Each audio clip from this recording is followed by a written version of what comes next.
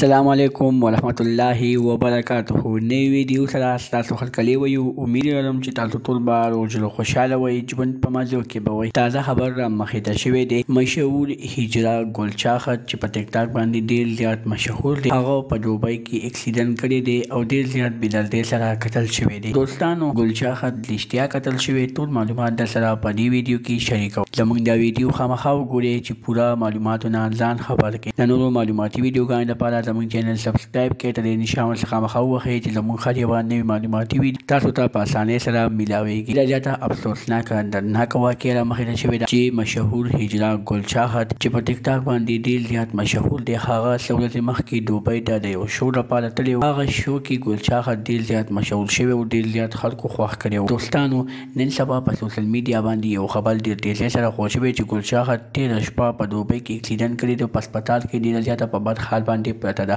ځینې خلکو ویلي دي چې ګلچاخت مړه شوې هم ده، خو دوستانو دا ټول نیوز غلط دي. دا ټول نیوز دروغ دي، ځکه چې ګلچاخت سمه دمه ده. ګلچاخت ټیک ټاک کو چېرې تاسو وګورئ، ګلچاخت په ټیک ټاک باندې نوې نوې ویډیوګانې اپلوډ کړي دي او ویلي دي چې ما پسې خلک هسې بې حساب پراپیګنډې کوي. دوستانو، دا به زموږ نننۍ ویډیو. د نورو معلوماتي ویډیوګانو لپاره زموږ چینل سبسکرایب کړئ، تر دې نشان ورڅخه خامخا ووهئ چې زموږ هر یوه نوې معلوماتي ویډیو تاسو ته په اسانۍ سره میلاویږي. والسلام.